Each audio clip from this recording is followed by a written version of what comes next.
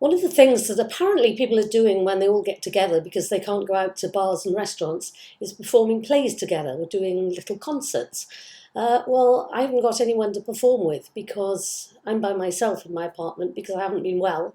So I'm not allowed to go out and meet anyone. No one can come to me, which means that any plays that I perform, I have to do all by myself, which is good news because I get all the good parts. The bad news is there's no audience. The other bad news is that, well, it's all a bit strange and sad, but I've got plenty of food and I've got a roof over my head and I have a little wine now.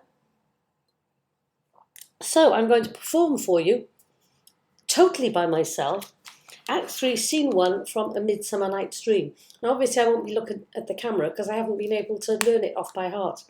But it's the wood. Titania is lying asleep. Enter Quince, Snug, Bottom, Flute, Snout and Starveling. Now these are known in the play as the Rude Mechanicals, and they've got all the best lines in the play, or rather I have all the best lines in the play now.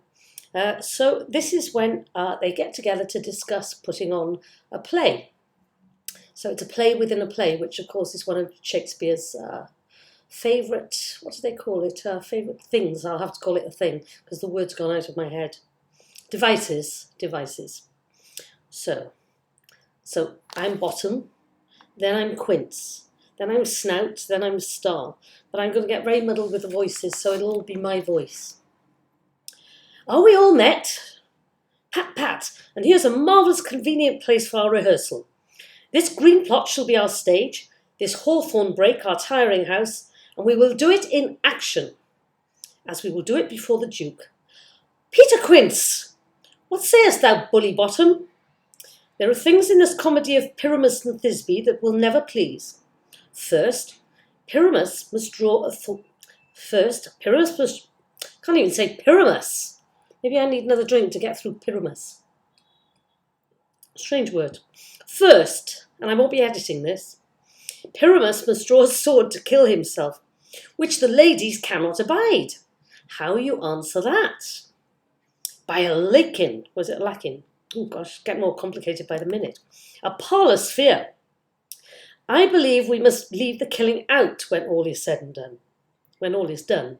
I added the said because I felt I was in EastEnders then. Not a whit. I have a device to make all well. Write me a prologue, and let the prologue seem to say we will do no harm with our swords, and that Pyramus is not killed indeed.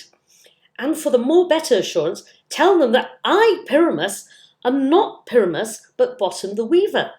This will put them out of fear. Well, we will have such a prologue, and it shall be written in 8 and 6. No, make it 2 more. Let it be written in 8 and 8. Will not the ladies be afeard of the lion? See what I did there? I was Snout, and I did a slightly different voice.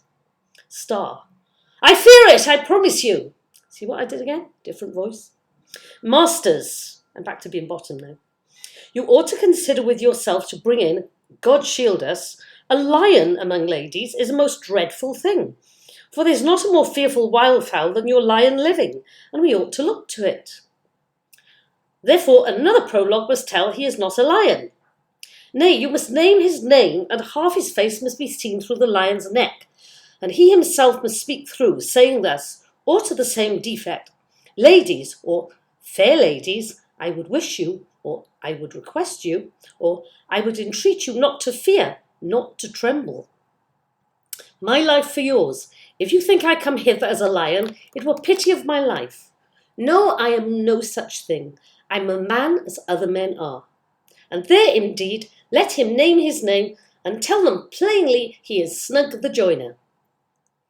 Well, it shall be so. But there is 2 hard things.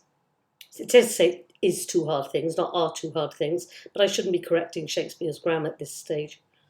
Well, it shall be so, but there is 2 hard things. That is, to bring the moonlight into a chamber. Oh, it's my computer beeping now. Oh, it didn't happen in Shakespeare's plays. That is to bring the moonlight into a chamber, for you know Pyramus and Thisbe meet by moonlight.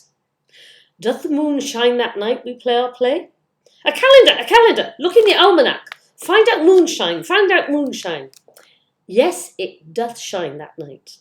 Why then, may you leave a casement of the great chamber. Dearie me, it's not like EastEnders. Why, then may you leave a casement of the great chamber window where we play open, and the moon may shine in at the casement. Aye, or else one must come in with a bush of thorns and a lantern, and say he comes to disfigure or to present the person of moonshine. Oh, then there's another thing.